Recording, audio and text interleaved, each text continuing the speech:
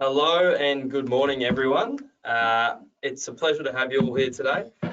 As per usual, we're doing one of our typical Betashares managed accounts updates. I'm very happy to be joined today by both David Betashares, who just joined me on my left, our Chief Economist, and Cameron Gleeson, our Senior Investment Strategist here at Betashares. It's quite an exciting update today because we have one of our annual rebalances and we actually have a number of particular changes that are worth mentioning that Cam will touch on in the back end of the presentation. As per usual, this will run for around 30 minutes and a recording will be sent at the end. We are joined by both New South Wales, ACT and South Australian residents today. Thanks for the SA guys dialing in early to join us. Just one quick housekeeping thing. We will have some questions at the end, but you can post them throughout as well. And Dave and Cameron can both answer those. Without further ado, we'll pass over to David. Thanks very much, Gavin, and great to be with you all today. Yeah, I'm going to do about 15 minutes, and we're going to take questions at the end? We'll take questions at the end. Yeah. Okay, right at the end. Okay, let me just get straight into it. So, look, quarter in review. So what I've got here is the US 10-year government bond yields and the MSCI All Country World Equity Index, and you can see, you know, the key developments over the past few months have been further pushing up of bond yields. They got, you know, we started the year with 10-year bond yields under 4%. The markets are aggressively pricing in Fed rate cuts, something like 6 rate cuts this year. And really the story of this year has been economic resilience in the US, some upside surprises on inflation, at least initially, and the market's pricing out those rate cuts, and we've had bond yields, you know, pushing back, not back to the highs, so we're still below 5%, but, you know, around about 4.5%. Or just under. But as you can see on the second slide there, it hasn't been that we had a mini correction during April, but overall the markets have sort of pushed upwards through the past 3 months. So the rise in bond yields, the pricing out of those rate cut expectations, it's sort of, you know, it's dented the ascent of global equities, but more or less that, you know, they've managed to shrug it off pretty well. The other, I guess, key feature of not only was the moving higher of bond yields due to economic resilience in the US in particular, and some upside inflation surprises, but I guess the upsurge in Middle East tensions, you know, we went through a few weeks there where Iran and Israel were exchanging rocket fire. Never a good thing, and hope and, you know, fear that might escalate, but thankfully it didn't. So, you know, the situation in Gaza, the situation in Ukraine still, you know, horrible on the ground, but from a financial market perspective, not escalating to a degree that's, you know, putting pressure on energy or food prices or general investor sentiment. So that's been the story of the quarter, and how that's translated into the models. You can see I've split up the defensive versus growth asset returns. So overall defensive assets were flat in the quarter. You know, cash and floating rate bonds, as they do every quarter, delivered a small punchy gain, but it was held back by some weakness in fixed rate bonds because of that move higher in bond yields, the OZBD, VBND going up. Gold had a surprisingly strong period. It's been pushing higher over the last little while. Many people are perplexed about this because it's happening despite rising bond yields, despite a stronger US dollar, despite, you know, the only thing that sort of is consistent with it is an increase in geopolitical risk. But, you know, that risk hasn't been enough to upset the equity market, but nonetheless, it's seen people pile into gold. So we're a little bit dubious about that move. We haven't had an allocation to gold. It would have been nice, obviously, in the last 3 months, but it's not going up. In the macro environment, to our mind, doesn't suit being in gold. So we're a little bit perplexed as why it's been so strong. But obviously, it's just something we'll watch and try to understand a bit better. Across equities, you can see smaller gains than we saw in the previous quarter. So we had 11% gain in growth assets the 3 months to February. Markets got excited about rate cuts and the Fed had pivoted. And this time, you know, a reappraisal of how quickly they'll cut rates. And so, you know, positive but subdued returns across equity markets. In terms of the overall portfolio, then we had a 0.6% gain, so 1.2% for growth, 0 for defensive, and so balanced with a 50-50 allocation to each, you're roughly getting around about a 0.5%, 0.6% gain. But over the course of the past year, you know, we've had pretty good gains, 10%, just under 10% for the balanced, and around about 15% for the higher growth portfolio. The conservative, you know, 5%, just a bit over what the cash rate, the bond rate is delivering. So, you know, markets overall are still, we think, fairly, you know, encouraging but benign, you know, both in the bond and the equity market for reasons I'll touch on. So in terms of DAA, these are we haven't changed our tactical asset allocation.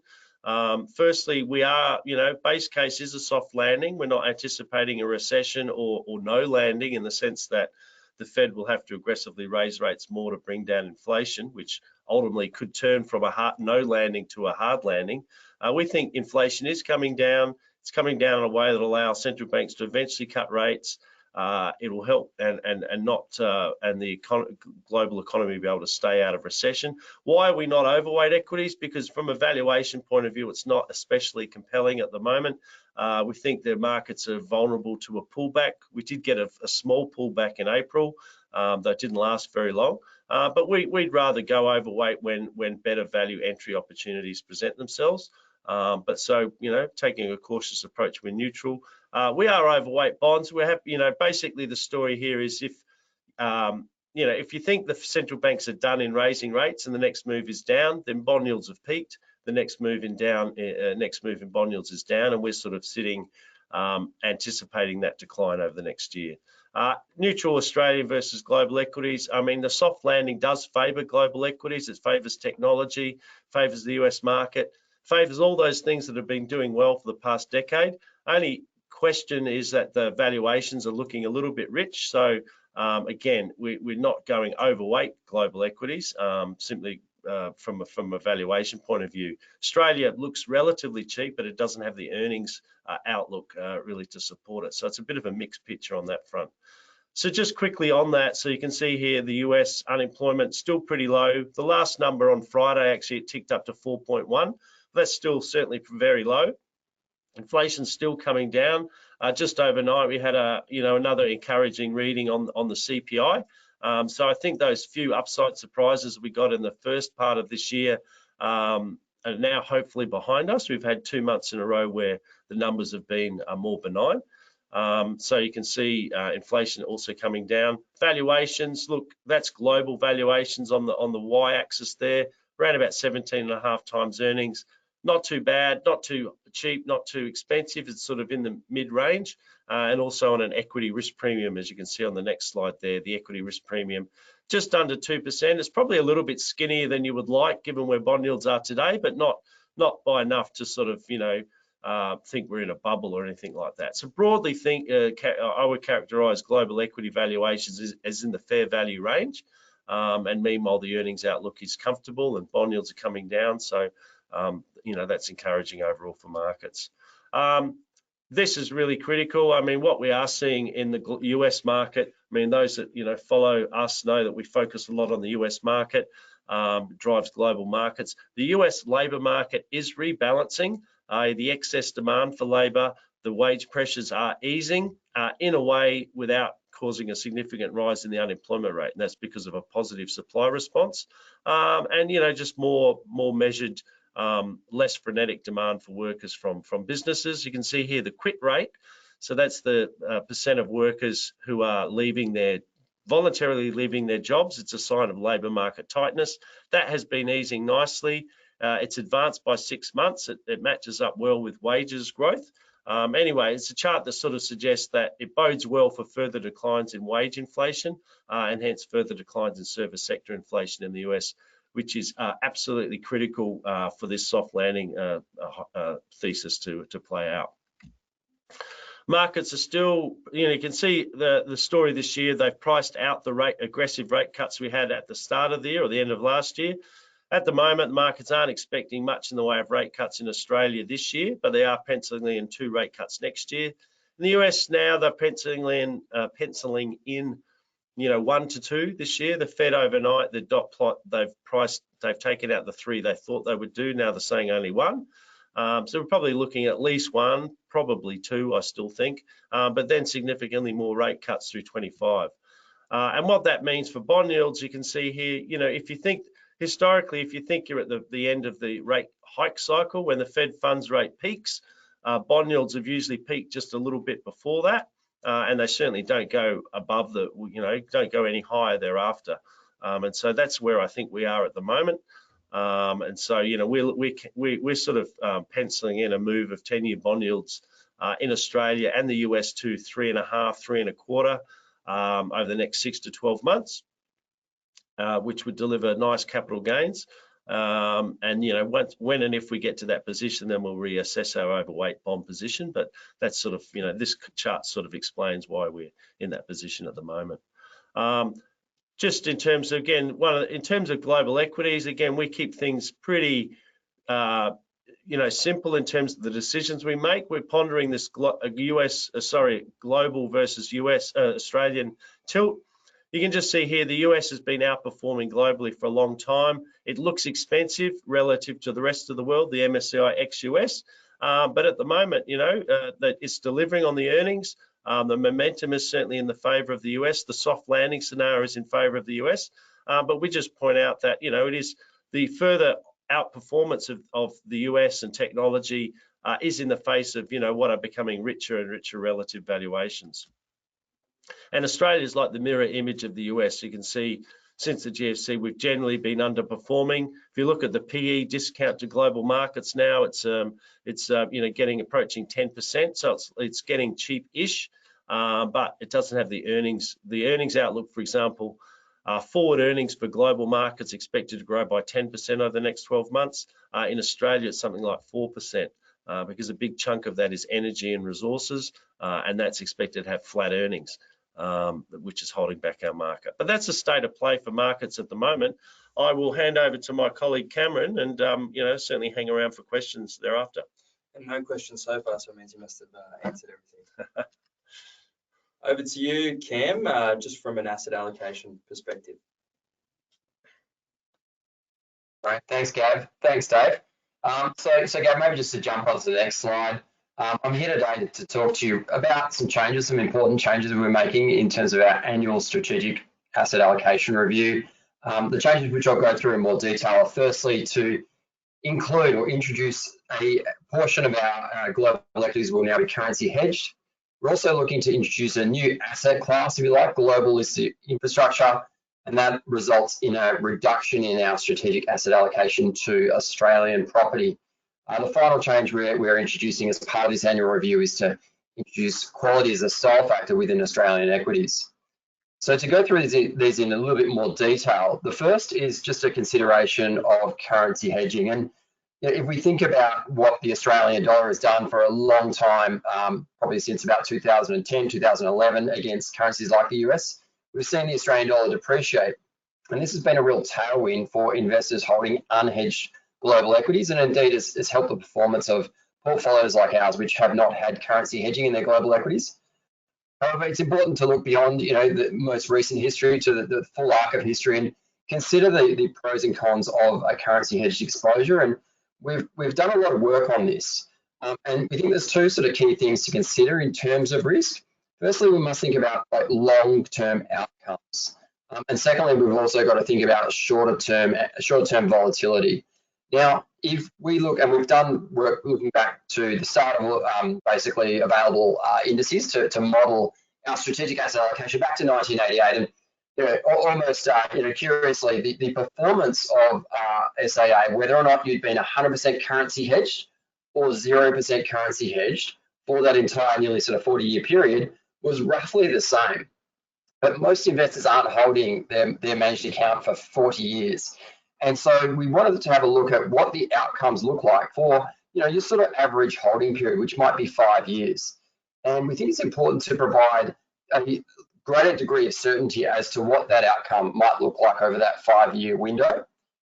Now, when we look at currency markets, they are often very difficult to predict in terms of long-term trends. And we can think of a time period such as from 2001 out to 2008, when the Australian dollar appreciated against the US, went from 50 cents to nearly $1. Now, if you'd held US equities on an unhedged basis over that time period, that US equity performance in US dollar terms was positive in terms of returns, but the currency wiped out all those gains and you would have lost about 20% in terms of value over that very long time period. So we know that the implications of currency can be quite material on outcomes. And so what we've done here and what's shown in this chart is an evaluation across the complete data set as to the range, in other words, the difference between the highest return of one of our asset allocations and the lowest return based on the amount of currency hedging that would have been used. So for example, what we find is if we modeled the portfolio with 0% currency hedging, those 5-year rolling intervals across the entire time frame, we got a variation between the best outcome and the worst outcome for investors, depending on when they're invested, of around about 11%. Now what we see is at the other far end, we also see a reasonable degree of variation, about 10% variation between the best and worst case outcomes, just because of the currency and just because we've used 100% hedging. What this showed us is looking at those sort of longer term timeframes, the sweet spot, if you like, in other words, the less variability from large swings in currency tended to be between about 30 and 80%. So that was the first thing to look at, was to look at those sort of longer term outcomes for investors and the variability of those return outcomes. That's the first factor. The second factor, and Gav, I'll just get you to change to the next slide here, is to think about more of the short term and think about the volatility and the risk that we often see in our portfolio when we look at it on a daily basis. And if you think back to a period like COVID, we know that when there is extreme market sell-off, that there is a flight to safety, if you like, usually the US and other currencies like Japan and Switzerland, and the Australian dollar tends to sell off. And so on a short-term basis, rather than that 5-year view, it can be very advantageous to hold unhedged global equity positions.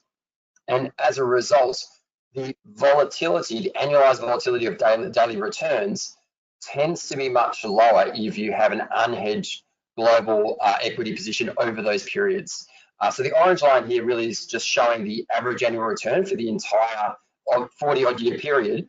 In other words, over that entire period, not much difference, but then the volatility of daily returns just shown there in grey. And what we see is that there's no real material increase in terms of that daily volatility until we step over about 30% and we start to see an increase. So thinking about this from that sort of medium to longer term view of 5 years, we see the sweet spot being between 30 and 80%. And thinking about that shorter term sort of risk exposure particularly in those sort of market dislocations, we don't really want to push too far beyond 30%. So the view of the investment committee was an appropriate level of hedging for our global equities should be 30%. That's our strategic asset allocation. That's what we're currently adopting. Obviously, we have the ability to dynamically tilt up and down on that 30%, depending on the committee's view in terms of a dynamic decision. So that was the first change. The second change that we're looking to implement, just in terms of... We might even just jump in with a quick on-the-run question. We've had one come in from my friend Daniel, who's asked, does the expiration of the petrodollar agreement mean anything from a currency hedging perspective? Dave, this might even be more in your domain. I'm not even, to be honest, I'm not even sure what you mean by the expiration of the petrodollar agreement. You mean that people buying the US dollar in agreeing to use the US dollar, agreeing not to use the US dollar to buy oil, like I know China's talking about, and Russia settling in the Chinese renminbi. Look, just to quickly on this, I won't take up too much time. The US dollar is the reserve currency of the world. China's, trying to just, one of the reasons gold may be going up is central banks are trying to diversify, it's central bank buying, diversifying their holdings away from US dollars. But efforts to usurp the US dollar as the global trading currency, certainly by something like the renminbi, I think is a little bit fanciful. China is a closed economy, doesn't have free capital movement, So I wouldn't get too worked up about all this sort of talk about the US dollar losing favor. What we've done is really just for we don't have a particular strong currency view at the moment. If anything, the Aussie dollar may well strengthen over the next year, in which case hedging is it's an opportune time to introduce hedging, but we're not doing it just because we have a bullish view on the Aussie. It's for these other reasons that Cameron's mentioned. Yeah, I think that's right. And you know, further to that, even if there were implications for China being more of a, or the renminbi being more of a, you know, a currency of global trade, most of the global equity allocation is US dollars anyway. So the hedging simply neutralizes that, and we'd obviously look to neutralize a portion of Chinese equity currency if we needed to. But yeah, so moving along to the next change within the portfolio, it's the introduction of global listed infrastructure. And we looked at a lot of the risk characteristics of, we're looking at our Australian property allocation, and we're very fortunate in terms of ETFs. There's obviously always new ETFs that are you know being launched, and for a while there really wasn't what we thought a very cost-effective global infrastructure exposure which we could use in our models. But we've recently seen from another issuer, so this will be a new ETF for global infrastructure from a new issuer brought into our models. So you see a further manager name across the portfolios. A new fund's been launched. This is going to be included within the global equities, and I think this is a good development from a risk standpoint. So the chart here shows really, you know, back for where we have data, looking at Australian property, global infrastructure, MSCI ACWI, which is global equities and global property, and the return and risk characteristics over that period. But we also looked a bit at the nature of the risk of these particular asset classes. Broadly speaking, what we see is the global infrastructure has delivered similar returns to property, but with lower risk. And so we think this is more complementary to a diversified portfolio. And we go to maybe the next chart here, Gav. We've got a bit of a correlation matrix, and then there's a lot of data here. I'm sure you'll get the slides afterwards. I'll just draw your attention just to two data points in this chart.